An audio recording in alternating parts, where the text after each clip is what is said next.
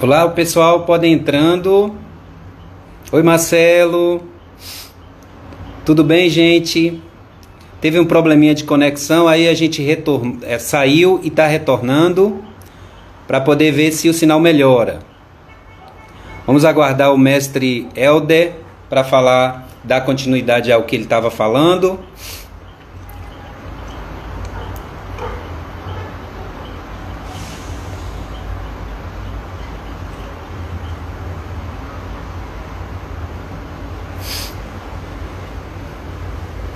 Deixa eu ver aqui se ele já está aqui com a gente.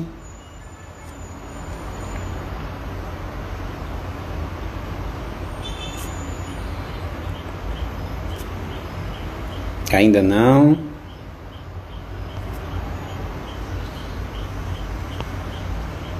Daqui a pouco ele entra. Vamos aguardar uns minutinhos.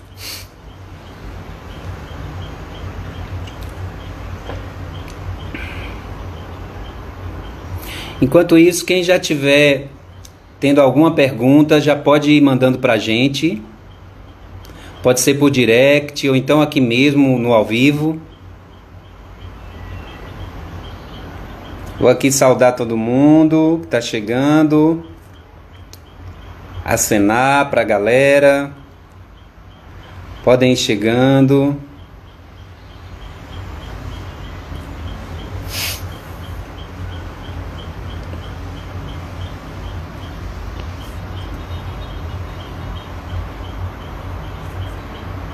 Pronto, o Helder já está aqui conosco. Vamos fazer uma tentativa de colocá-lo de novo.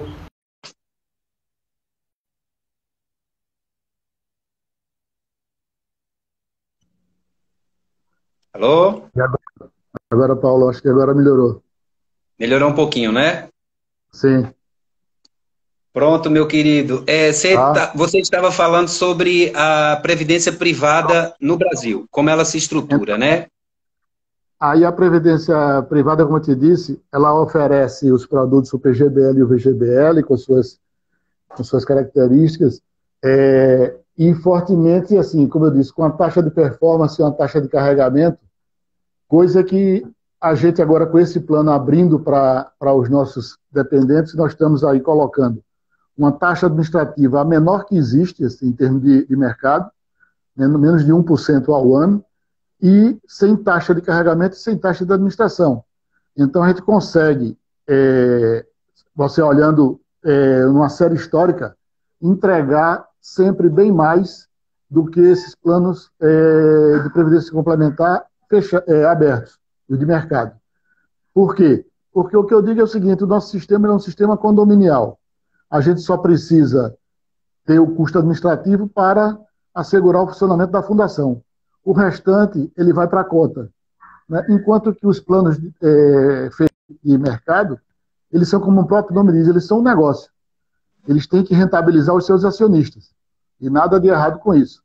A questão é que parte daquela rentabilidade vai para os acionistas do Itaú, do Santander, do Bradesco, de todos esses agentes. E o nosso, assim, esses acionistas são os próprios participantes. A gente só tem que tirar do custo administrativo o custeio do que é gerir aí a fundação. Então, isso nos dá uma vantagem competitiva muito grande. E que eu acho que a gente usava pouco essa vantagem competitiva e agora a gente vem fazendo isso. Não é só a Fundação Fachés que está fazendo isso. Já tem, eu acho que em torno de mais de 20 entidades que já abriram seus planos para os participantes e é o que a gente está fazendo, está caminhando. E espera ter um sucesso muito grande com o Realize Prévio, a gente botando também junto conosco os nossos parentes de até quarto grau, porque a gente vai mostrar consistentemente que a gente tem um produto competitivo para entregar, sem falar com a possibilidade também de eles se aderirem aos nossos planos de saúde, que também essa oxigenação é muito bem-vinda para a Fundação. Eu estou vendo aqui que Carla fez uma pergunta com base no tema que você está tratando, né? Ela gostaria de saber sobre o plano de saúde Fachesf essencial para quem aderiu ao Realize Prev. Pronto.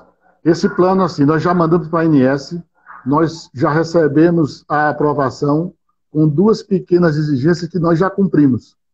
Então, falta apenas receber o aval da ANS, ele estará pronto para a adesão. Ele é um plano, Paulo, que nós fizemos um piloto com ele.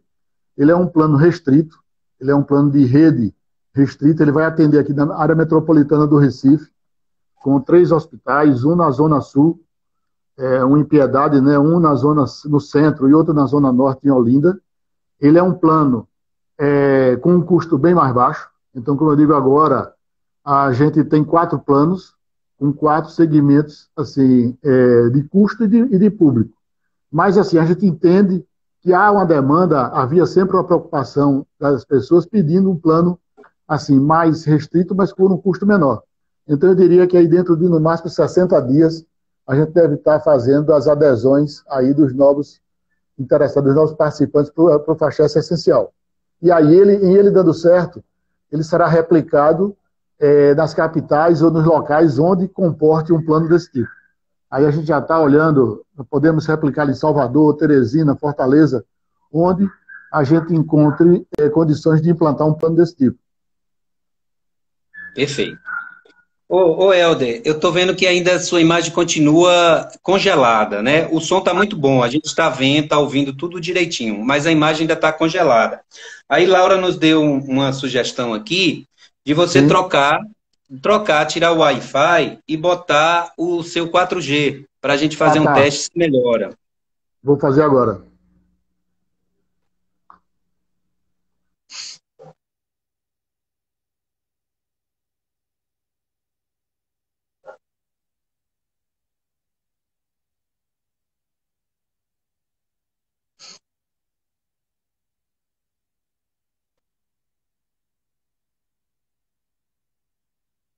Olha, tá melhorando. Isso. Agora sim. Agora eu estou te vendo bem e ouvindo bem. Pronto. Meu querido, os autônomos, né? Qual é a preocupação que eles precisam ter na hora de escolher uma previdência ou buscar uma previdência complementar? Veja, Paulo, eu estava comentando hoje até de manhã numa reunião que nós estávamos com o Conselho Deliberativo. E todo dia eu recebo um release aí da ABRAP do que tá rolando, do que está acontecendo, do que está sendo publicado nas mídias. E hoje, no de manhã, estava a notícia lá daquela seguradora Allianz, de que 90% dos brasileiros, eles não fazem poupança. Então eu disse, isso para a gente, para mim, é uma grande oportunidade. Isso é um pouco aquela metáfora daqueles 2 vendedores de sapatos que desembarcaram no país, e quando eles descem do avião, eles percebem que naquele país ninguém usa sapato. Aí um liga pedindo para remarcar os nossos, que até 4 meses atrás tinham uma fonte de renda, tinha um trailer, tinha um salão de beleza, o que for, e que de repente enfrentou essa situação, para mim é um exemplo claro de como ele precisa ter uma poupança para esses períodos. Então, assim, fica para mim muito, muito claro. Meu filho é da área da iniciativa privada, ele tem um negócio, eu digo a ele claramente que o momento de começar, inclusive, já passou, e eu comecei por ele, né? Desde eles pequenos, que eu fiz um plano de previdência complementar, fiz a portabilidade agora para a FACHES, abri as contas dele no Realize Prev, e eu mostro da necessidade do que é se começar isso enquanto jovem, porque com um tempo razoável e juro composto, você faz aí uma excelente reserva para o seu futuro. Perfeito. Helder, enquanto a gente está tratando sobre o tema, vão surgindo as perguntas, né? Vamos ver mais uma aqui. Eu não sei o nome dele aqui, mas está BB Tou FPE. Paulinho, aqui é Roberto, eles falou aqui é Roberto do DGPE. A minha pergunta, será que a FACHESP pode ser sustentável com todas as mudanças por vir? Eu não tenho dúvida, Paulo, que ela busca sempre a sustentabilidade. Eu sempre digo que as mudanças que vierem, a gente precisa estar de forma sustentável e competitiva. Porque se assim estivermos, assim, a gente não precisa ter receio do futuro que virá. Então, assim, a gente não pode, na hora que a gente foi para o Realize Prev, a gente está buscando ter mais uma fonte de receita, além da patrocinadora CHESP. Então, a gente está buscando diversificar, está buscando ampliar essa condição de receita. A nossa meta são 15 mil participantes em 5 anos. Então, como eu digo, quando eu entrei na Chesf, a Chesf tinha 9 mil e poucos empregados nos anos 80, e nós tínhamos 2.600, 2.400 colegas já usufruindo da aposentadoria na fundação. Essa relação se inverteu.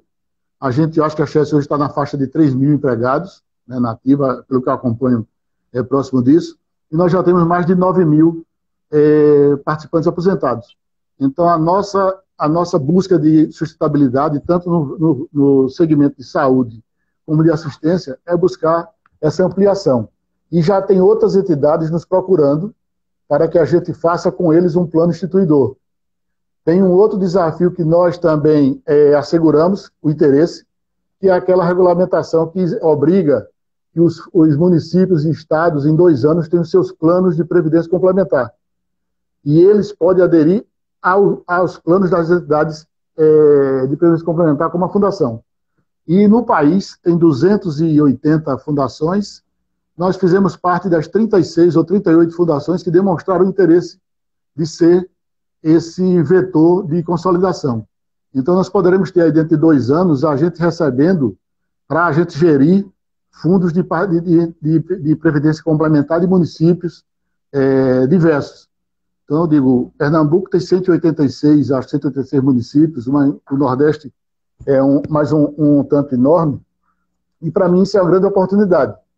A gente precisa se preparar para ter condições de ser essa solução para esses municípios. Mas isso, para mim, também é uma janela enorme que abre de atuação para a Fundação.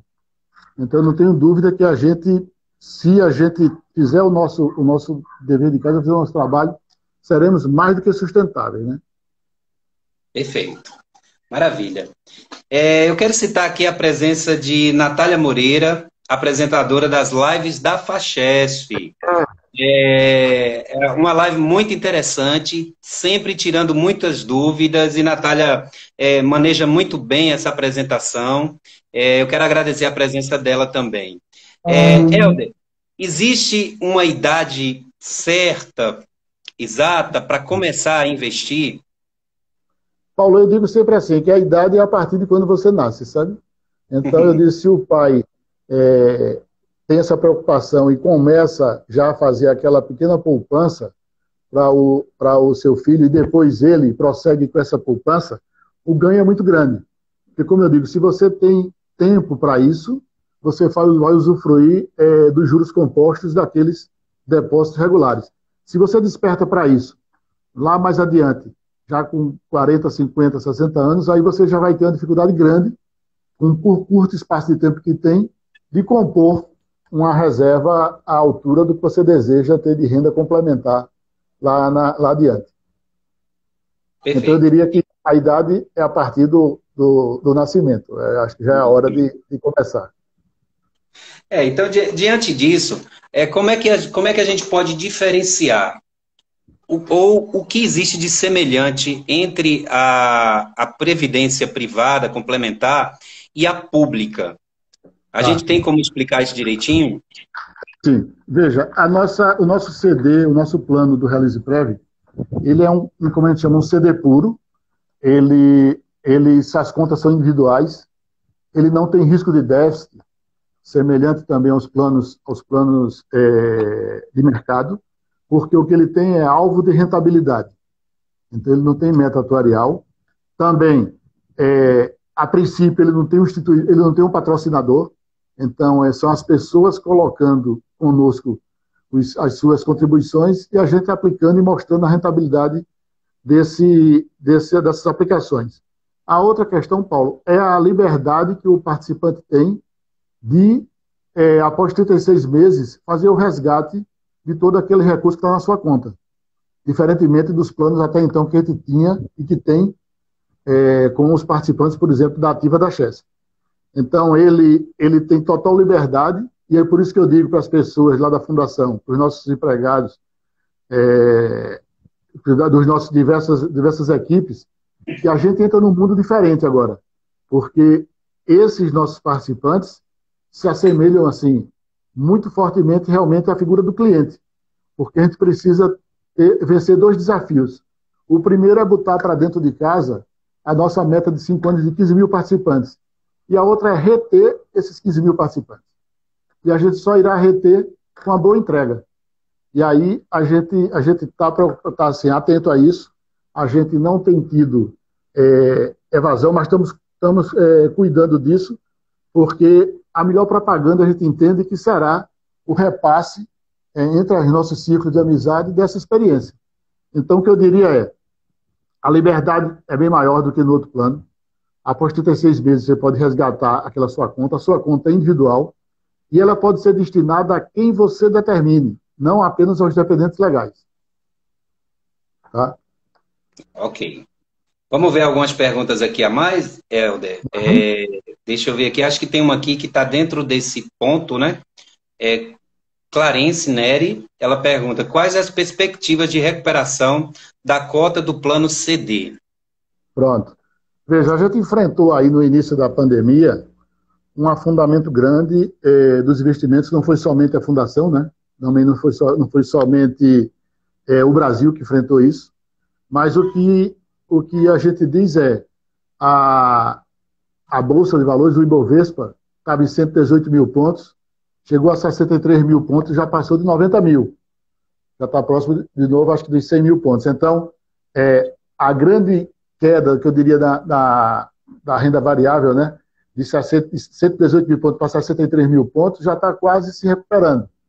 A gente entende que isso, a médio prazo, Paulo, se recuperará tranquilamente, porque nós tivemos outras crises, tivemos a crise do subprime, tivemos diversas outras crises, e que isso acontece e a gente se recupera. Eu só digo às pessoas que a gente tem que ter um pouco mais de sangue frio, porque com essa redução da taxa de juros, a gente precisa, e já estamos fazendo isso, de se deslocar mais para a renda variável. E na renda variável, eu disse, a gente vai ter meses que vai ter uma cota negativa, no outro positiva, mas que a gente precisa ter um olhar de médio e longo prazo. Porque não é um mês que deu uma cota negativa que vai nos desesperar, porque a gente não está com a aplicação aí de curtíssimo prazo. Nós estamos fazendo uma aplicação para um futuro aí de médio e de longo prazo. Então, eu diria que, sim, a gente tem plena consciência de que a gente se recupera disso aí, já estamos nesse caminho. A cota aí de junho, acho que já vai mostrar uma recuperação, e temos esperança que a gente engrene novamente, sabendo do desafio grande que será para a economia esse período aí de pós-pandemia, para toda a economia do país. E a gente também espera que a gente seja um vetor de solução para isso, porque será necessário recursos para os empreendimentos, e a gente espera poder colaborar em bons investimentos, que seja bom para a economia do país, seja bom também para os investidores da Fundação. Ok. Temos uma pergunta aqui dentro desse ponto também. Eia Miranda, nossa querida Eia, ela pergunta: o que você chama de médio prazo? Eu digo médio prazo, prazos de 4, 5, 6 anos. Tá? Eu acho que isso é um médio prazo. A gente tem também conversado bastante na própria ABRAP, que esse conceito hoje de previdência ele mudou bastante. A gente recebeu uma provocação em uma palestra do Congresso da ABRAP que a gente precisa parar de vender previdência com aquela figura, vocês que são de comunicação vão me entender, aquela figura daquele guarda-sol na beira da praia, vovô e vovó, e o netinho ali fazendo castelinho de areia na beira da praia. Os que estão hoje entrando conosco, eles não se veem esperando aquilo ali.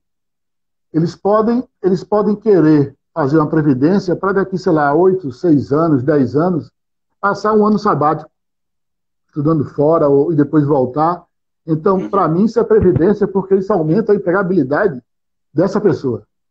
Então, a gente tem que ter em mente que aquelas pessoas que estão entrando conosco podem ter diversas necessidades daquela renda complementar, não somente para daqui a 30 anos. Elas podem querer, com 8, 10 anos, pegar uma parte disso, como eu disse, fazer um sabático, fazer um investimento, e a gente tem que estar pronto para isso. Então, esse é um mundo novo que a gente está entrando e que acho que vai ser extremamente salutar para todo mundo. Maravilha.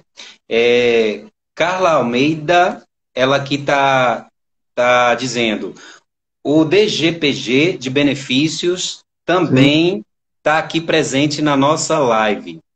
Muito obrigado, viu, Carla, por estar aqui com a gente. Joia, um abraço, E tia Carla.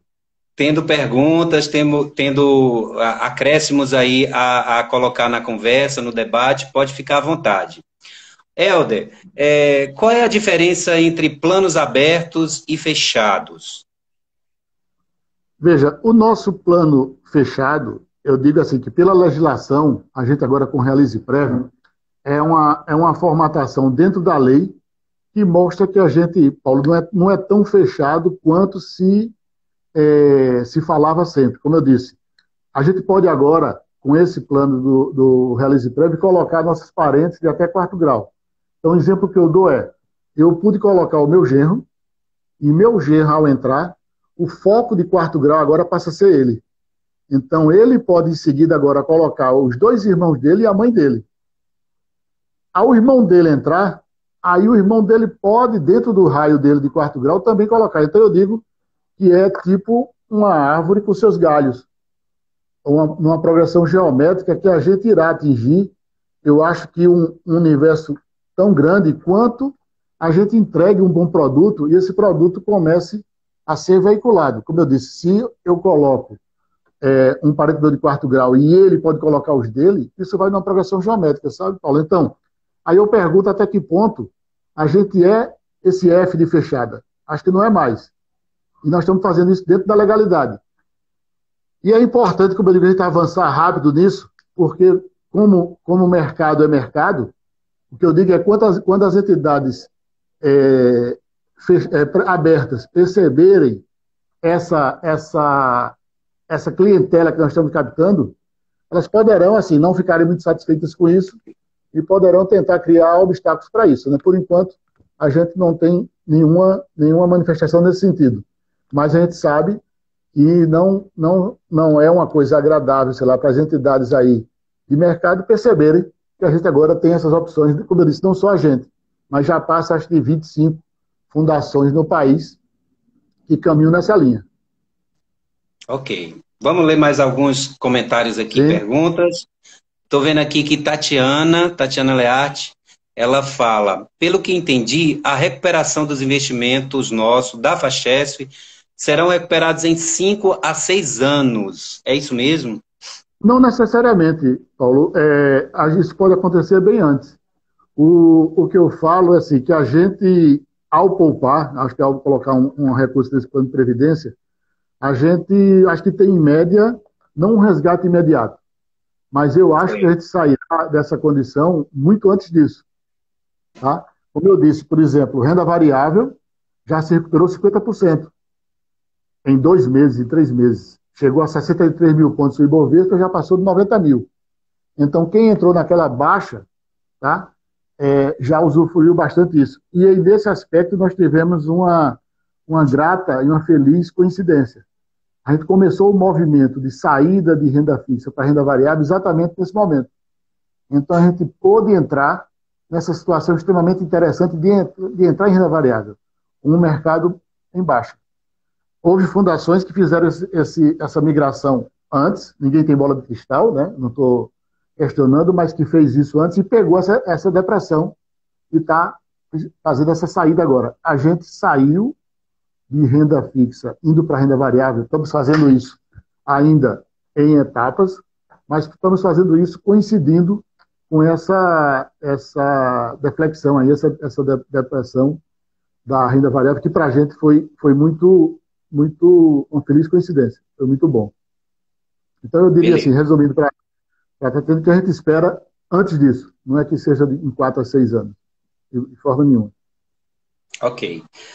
Você já citou alguns dos planos e categorias que existem na Fachesf. Existem outros planos? Sim, Paulo. Nós temos, em termos de plano de previdência, nós temos o BD, que é um plano fechado, né? A patrocinadora em 2001 fechou, o BD e o BS. Nós temos o CD atualmente, que é o CD, que é o que nós usamos, todos os participantes da ativa, e nós estamos com um novo plano, por solicitação da patrocinadora, praticamente também pronto para ingresso dos novos participantes, que é um CD puro, que é muito semelhante ao que eu falei agora do Realize Prévio. A Certo. diferença é que nesse CD puro, os participantes da Chess terão a figura do patrocinador colocando os recursos iguais ao que eles colocam. Limitado, logicamente, pela legislação, que aí tem a CGPA regulando essa questão, mas é o plano que nós estamos, assim, próximos a lançar por solicitação da própria patrocinadora, que tem vantagens em relação ao outro e tem características, como eu disse, distintas. Mas ele é um plano, como eu disse, não tem déficit, ele tem meta de rentabilidade e é uma formatação diferente desses planos anteriores. Beleza. Cada plano desse, Helder, ele tem um valor mínimo para começar a contribuir? Existem regras diferenciadas para o resgate de cada um? Como é que se dá esse processo? O nosso plano, agora que eu falei bastante sobre ele, o Realize Prévio, ele tem um ticket mínimo de R$50. Tá? E a gente tem uma satisfação de, com esses 930 participantes, nós estamos com um ticket médio aí, eu acho que próximo dos R$100 a R$110, quase que o dobro do que esperávamos. E o que a gente diz sempre assim, é que você com R$100, você entra numa festa junto com quem está com 8 bilhões para administrar, que é a Fachesse. Então, assim, você, quando vai nesses planos de mercado, o cara bota lá um fundo de investimento para você e diz aqui, para entrar o ingresso, o mínimo é, sei lá, R$20 mil, ou R$50 mil da primeira aporte. E o nosso, eu digo, não, você entra com R$100, poupando junto conosco, em diversos segmentos de investimentos, que a gente está entrando porque a gente tem um patrimônio de 8 bilhões de reais e tem acesso àquele tipo de investimento. Então, eu disse, é uma forma democrática de a pessoa com R$100, como eu disse, entrar na festa de 8 bilhões de reais, que é o patrimônio da fundação. Então, assim, o mínimo, Paulinho, é R$50 de contribuição. E todos têm a mesma regra? Pode ter. Sim. Ao longo do tempo, você pode ter contribuições extraordinárias, que aí você se determina. Diz, olha, eu quero botar... Agora mesmo, quando houve essa questão dessa dificuldade, eu digo, olha, a hora agora, na minha avaliação, é uma contribuição extraordinária, porque você estará comprando mais cotas com o mesmo dinheiro. Então, se a gente acredita que vai se recuperar, a hora de ingressar com um capital a mais é essa. Se você tem possibilidade, se você tem recursos, a hora é essa de colocar. E nos nossos fundos da ativa, Paulinho, a gente tem uma limitação de 2% da remuneração do participante da ativa. Esse é o nosso plano CD a conceder. Correto. Qual é a orientação que vocês podem dar individualmente? Essas regras e essas normas, elas atingem todos de forma igual, homogênea? Sim. Ou vocês estudam caso a caso? Como é que se dá isso? Não, nós estamos à disposição lá, sim, para conversar e para até orientar as pessoas de forma customizada, mas as regras elas são válidas para um todo, para todos da mesma forma. Agora, a gente pode, fazendo esse trabalho de consultoria, conversar com as pessoas e definir para ele assim, olha, o que é que para você é interessante como sendo uma contribuição fixa e o que você deve colocar como contribuição extraordinária. Se você tem uma fonte de renda que ela não é linear, o que me indica é que você faça um valor que caiba todo mês dentro dessa sua renda, e naqueles meses que você tem uma ampliação da sua receita, que você faça ali uma contribuição extraordinária. Então, essa análise está lá à disposição de sentar e customizar, né, uma forma de contribuição, uma forma de aporte para cada realidade de cada participante. Nós criamos uma equipe que a gente chamou de venda ativa, que é a equipe que está nos dando suporte para efetivar essa venda, porque desde o começo aí acho que dia 14 ou 18 de dezembro, aí na inauguração do stand da nossa Realize Prévio, aí na sede da Chesc, eu disse que o nosso grande momento de venda, eu imagino, como empregado da Chesc, como participante, é o almoço de domingo, os nossos parentes. Então, é preciso que as pessoas estejam com as informações necessárias para, como eu conversei com meu genro, com meu filho, com minha filha, e mostrando a vantagem que era a gente sair de um PGBL do Banco do Brasil, por exemplo, para lá para a Fundação, e o que eu fiz com o consentimento deles, né? Então, isso é preciso que a gente tenha essas informações. E essa equipe que nós formamos para essa venda ativa, ela tem exatamente essa missão. Porque até então, o que a gente tinha, Paulinho, era uma venda passiva. Ou seja, o empregado da Chesf, ao entrar na Chesf, ele sabia que existia a fundação, a gente colocava muitas vezes um balcão junto com a Chesf, naquele momento ali de ingresso dos novos empregados, falava sobre a fundação e pegava ali aquele participante.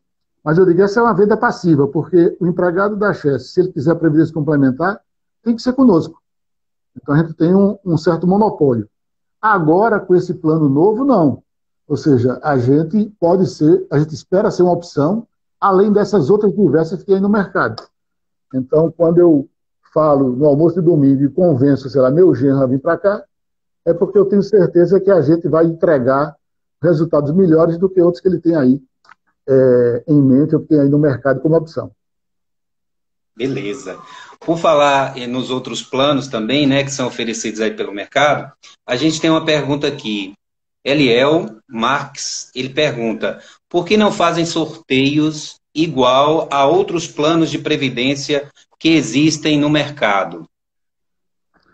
A gente tem, Paulinho, um custeio, uma taxa administrativa eu diria, muito justa, muito exata. Qualquer ação dessa que você faz, de sorteio ou de os primeiros tantos inscritos terão um valor a mais da sua primeira depósito, isso implicará num custo a ser repassado para todos.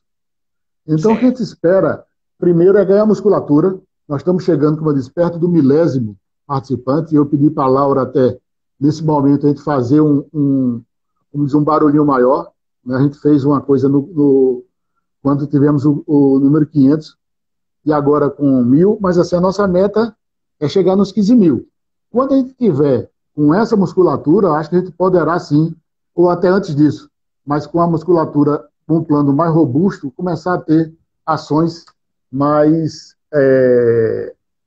fortes e que tenham um custo mais elevado. Por enquanto, a gente está com muito cuidado de gerenciar esse custo administrativo para os participantes que estão ingressando. Maravilha. Ô Helder, com relação à situação que a gente tem vivido agora, né, de isolamento social, da pandemia, como é que a FACHESF está trabalhando? Como é que ela está reagindo aos obstáculos que essa realidade está trazendo para todos nós, né? E como foi que a pandemia atingiu a Fundação? Pronto.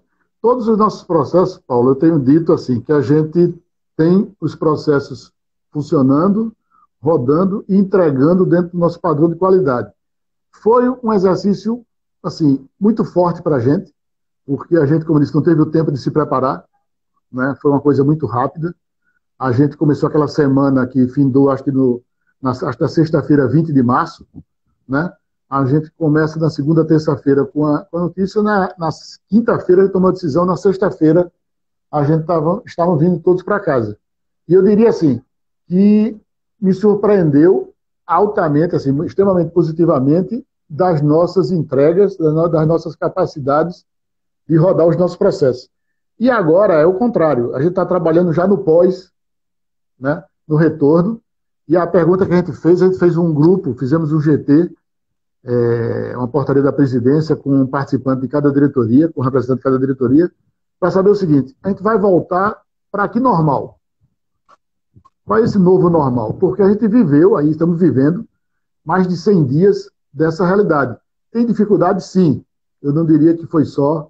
A gente tem dificuldades de próprio contato com os participantes, mas eu diria que a gente teve um avanço grande em ferramentas como essa que a gente está usando agora.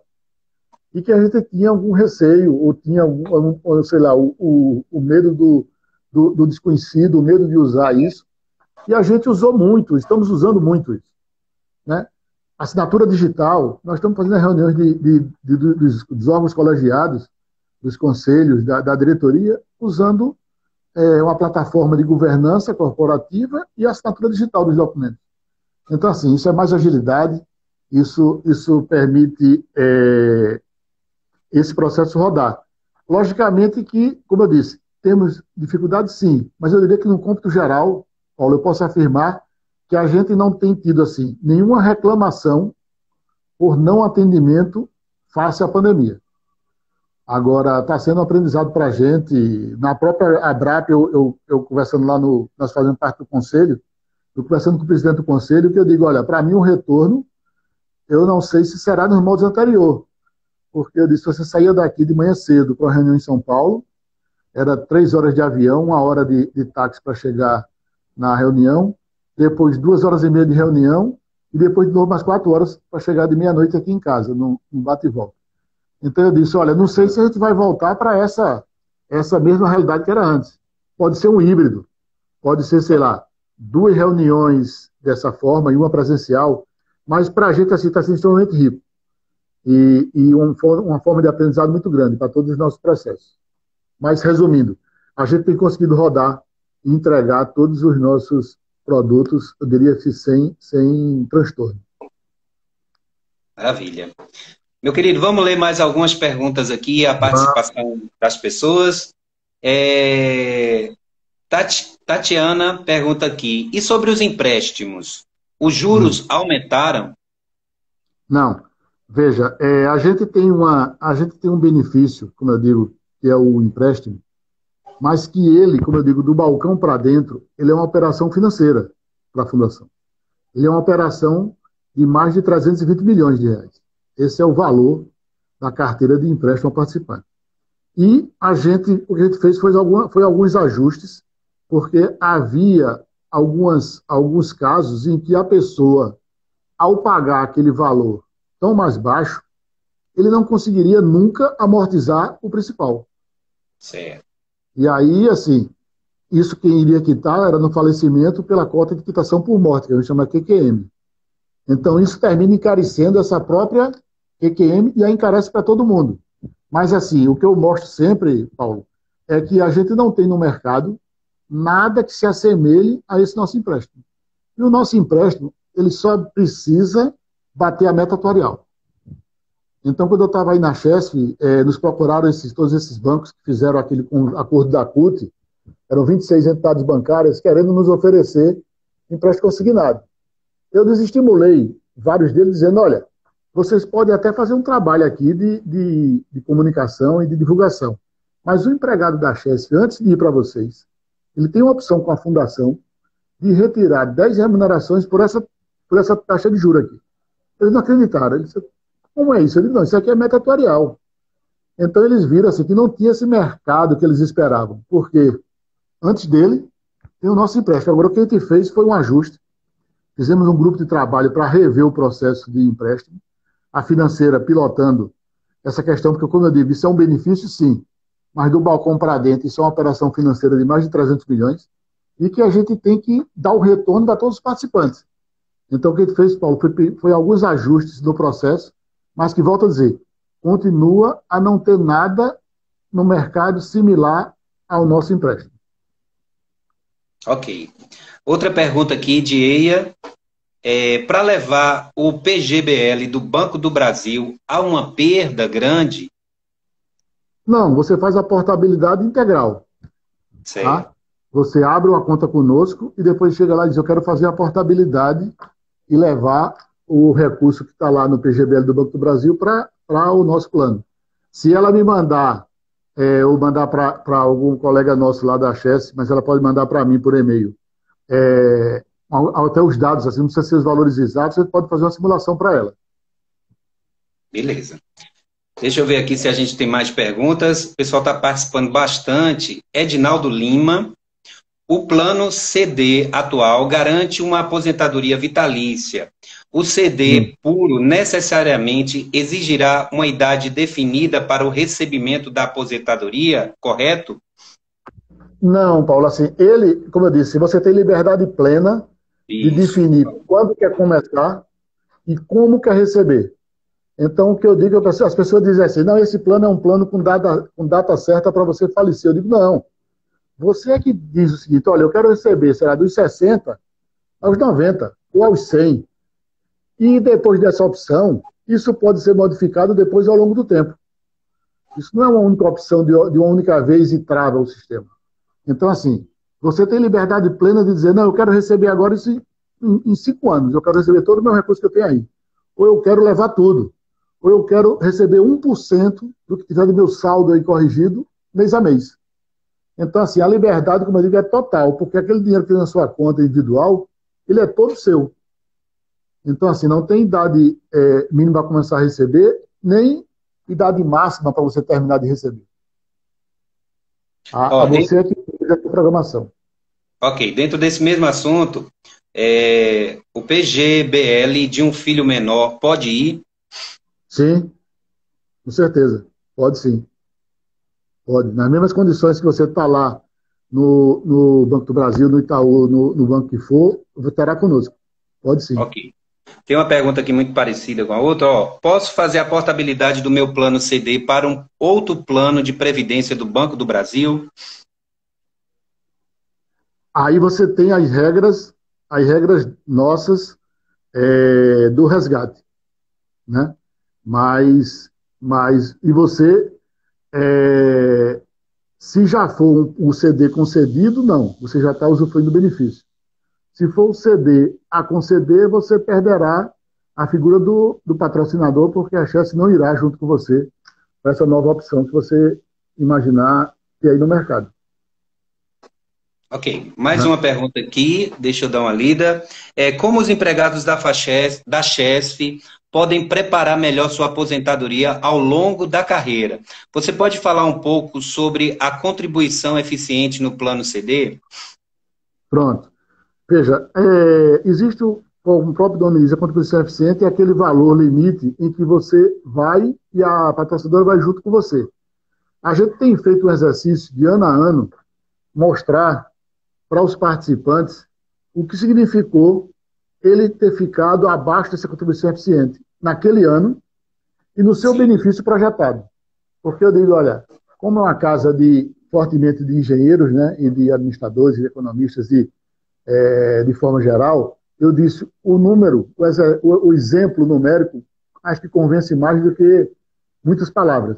Então a gente tem feito, Paulo, mostrando assim, olha, o que é que significa você ter ficado R$ 100 por mês abaixo da contribuição eficiente. Então isso dá R$ 1.200 no ano? Não. Isso dá 2.400. Porque os 100 que você não botou, com mais os 100 que a patrocinadora não botou. Então 2.400 a menos, ano a ano, o que é que significa lá na frente? Então o que eu digo é que normalmente eu vi isso com os colegas, a gente quando ingressa aí com seus 22, 24 anos, acha que isso é um futuro muito distante. E eu me lembro ainda claramente, eu na recepção do André Falcão, esperando para entrar e fazer entrevista com o chefe da divisão. E já se passaram aí 36 anos. Então, assim, a gente entra e bota muitas vezes a contribuição mínima, perto daquele 2, 2,5%, então depois eu melhoro isso. E esse tempo depois vai passando, e você vai perdendo, como eu disse, a oportunidade de tempo de ser rentabilizado esse investimento e a patrocinadora que teria colocado com você muito mais recursos. Então, assim, não é uma boa tática, né, você adiar a ida para essa contribuição eficiente esperando que lá na frente você faça isso. Você já perdeu um bom tempo. Maravilha. Helder, a gente está caminhando aqui já para o finalzinho da live, mas temos umas perguntas aqui que a gente até roteirizou antes. Vamos falar um pouco sobre elas, né? Como os segurados foram atingidos pelo déficit equacionado de 5% da suplementação a menos? Pronto. Veja, a gente teve um equacionamento definido no final do ano passado, implementado a partir desse ano, no final do ano retrasado, aliás, implementado e construído no ano passado e iniciado, acho, nesse ano, em abril, que deu em torno aí de 5,07%, 5,05%. O que é o equacionamento de um plano de previdência? É quando os seus compromissos superam a sua reserva e a rentabilidade dela. Não necessariamente por uma rentabilidade baixa, que não é o nosso caso. Se você olhar ao longo desses últimos 19 anos, 2001 para cá, quando o plano foi criado, consistentemente, ano após ano, a gente superou a meta. Agora, a gente tem fatores atuariais que superam essa meta atuarial. Graças a Deus, a tábua de mortalidade de vida ela sempre está sendo revisada para mais. As pessoas estão vivendo mais. Na hora que você vive mais, eu preciso ter recurso para remunerar essas pessoas. Então, por exemplo, essas pessoas que tiveram essas 5,07% agora em abril, em junho, elas tiveram quase 7% de correção pelo próprio GPM. Então, como eu disse, ficou quase que com valor absoluto, valor líquido, né, de um reajuste positivo de 2%.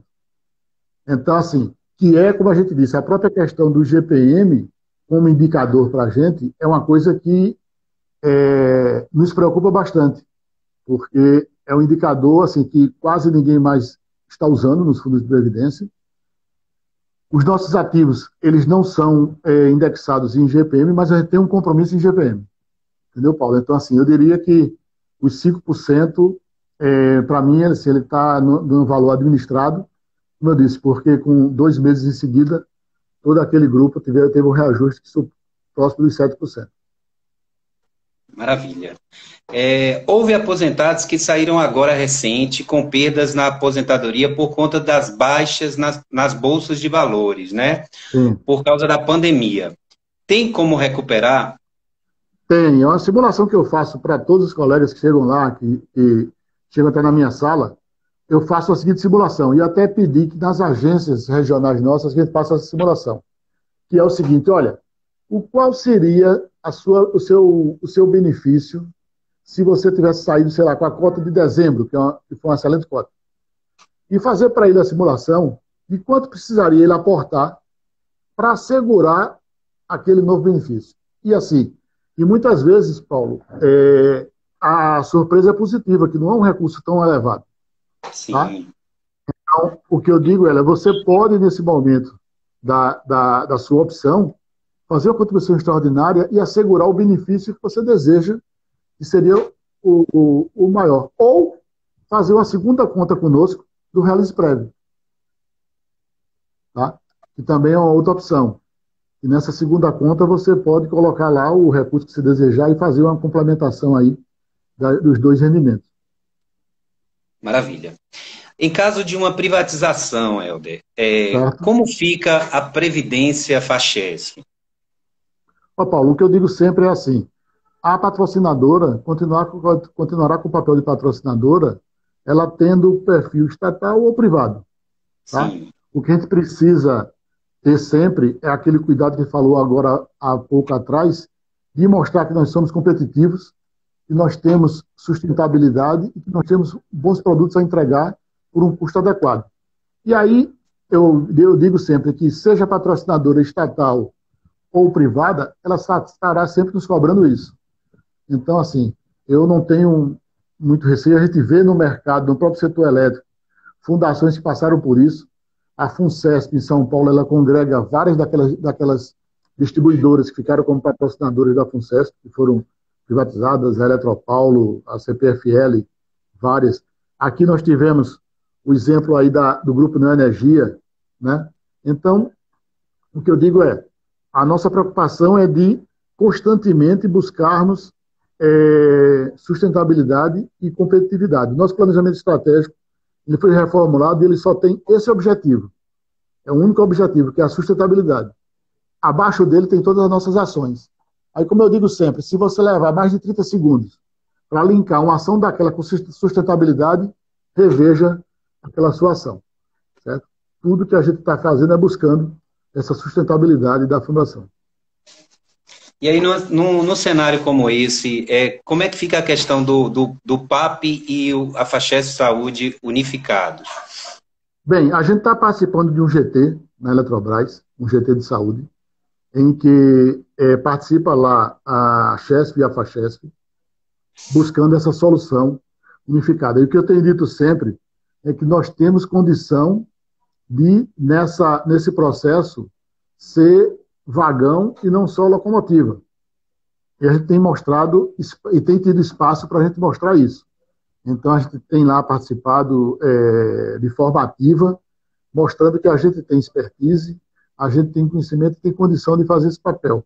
Agora, essa formatação de como será, Paulo, a gente ainda não tem isso muito bem definida, como será esse modelo futuro. Mas o que a gente está buscando e conseguindo espaço para isso foi de participar dessa discussão. Então, isso nós estamos participando e buscando influenciar de que a gente pode ser solução para isso aí. Correto. A próprio ingresso de novos participantes na saúde, que é esses participantes que entram no Realize Prev, já nos dará também uma escala maior, porque o que a gente só estava vivenciando nos últimos anos era a saída das pessoas. E agora a gente passa a ter o ingresso de novos participantes. Então isso também nos dá uma oxigenação maior aí, e é bom para a gente no plano de saúde. Maravilha. Helder, meu querido, a gente está caminhando agora para o finalzinho da live. Eu acho que tem ainda muitas questões, as pessoas têm muitas dúvidas ainda, e o interessante é utilizar os nossos canais, né? Tanto da Chesf quanto da Fachesf, enviar os e-mails, falar através dos nossos directs, fazer as perguntas, os questionamentos. Então, sempre tirar as dúvidas, porque esse assunto, às vezes a gente acha que sabe, né? Mas tem detalhes que a gente perde e aí é um prejuízo grande mais tarde para a gente, né? Eu estou vendo aqui um comentário, né, falando justamente disso, Alba Fernandes. Só soube quando fizeram um primeiro movimento na sede, quando recebemos um e-mail. Até então não tinha conhecimento, perdi muito. Aliás, muitos perderam.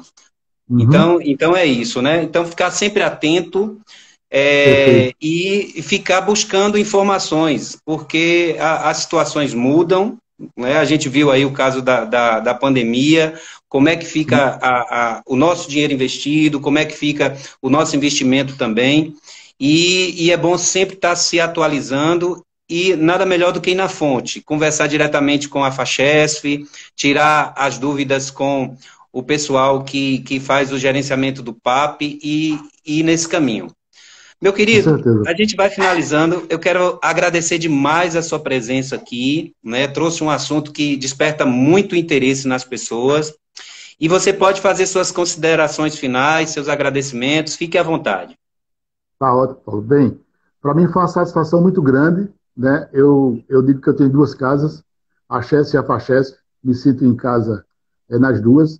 É uma satisfação grande ver as pessoas que apareceram aqui com perguntas, assim, como eu disse brincando, depois de 36 anos a gente conhece praticamente todas, né? Isso é uma satisfação muito grande. Como você falou, nós estamos lá de porta aberta para receber os colegas e conversar com eles.